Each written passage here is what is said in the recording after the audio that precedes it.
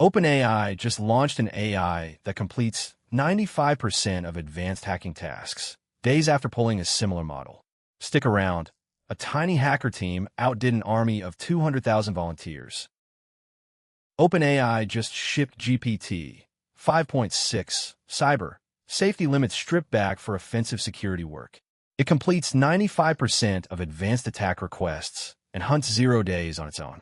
This comes days after OpenAI pulled a similar hacker-grade model. Reduced guardrails cut both ways for pentesters and attackers alike. Story 2. Chinese hackers are actively exploiting a hole in Enable's in-central remote management tool, deploying ransomware called StormEncryptor. Once in, they don't stop at one machine. They're reaching domain controllers, the servers that control login for an entire network. If your help desk software has that much reach, patching it isn't optional. Story 3. Remember Iran's hackers hitting water utilities in 7 states? They've now expanded to 12. Same playbook, old, internet-exposed industrial control systems that never got patched.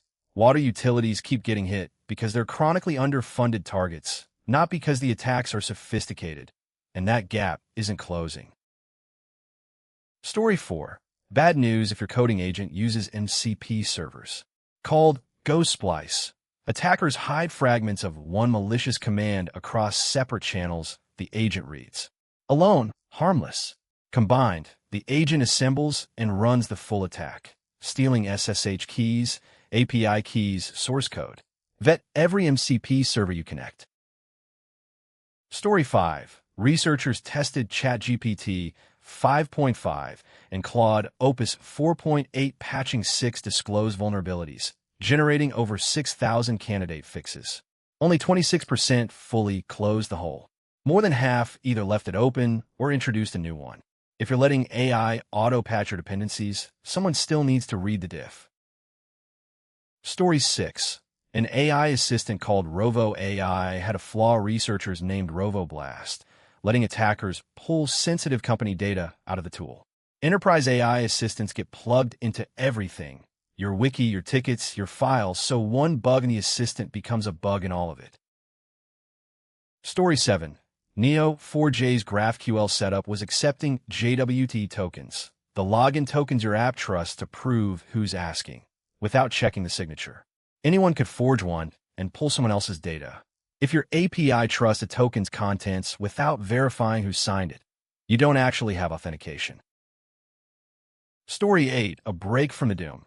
Needle 2 is a 45 million parameter model that fits in 14 megabytes, running in 28 megabytes of RAM. On a Raspberry Pi 5, it hits 500 tokens a second, matching much bigger models on tool calling tasks. Tiny models running locally, not the cloud, are the real edge AI story. Story 9. Researchers built a fake crypto startup as bait and hired 3 suspected North Korean IT workers. All 3 used forged ID documents to apply and hid their location with VPNs and remote access tools. It's the same playbook North Korea runs against crypto companies daily. This time, the company was the trap. Story 10. The one we promised. Ukraine's IT army had 200,000 plus volunteers, mostly running DDoS that pushed Russia to harden defenses. Belarus's cyber partisans were a team of maybe 20. They hit the railway and delayed a Russian troop transfer by 8 hours. Numbers don't win cyber wars. A clear target does. Quick recap. OpenAI ships a hacking AI. Chinese hackers hit domain controllers through N-Central. Iran's water attacks spread to 12 states. GhostSplice hides attacks inside your MCP servers. AI patches only fully fix bugs 26% of the time. Rovo AI leaks enterprise data. Neo4j skips JWT verification. Needle 2 crams an AI model into 14 megabytes. A fake startup catches North Korean IT spies, and a 20-person team outmaneuvers an army of volunteers. State-backed hackers, sloppy AI patches, and tiny teams beating armies. Today, prove precision beat size. Subscribe and ring the bell. 5 minutes a day, learn 10 times faster.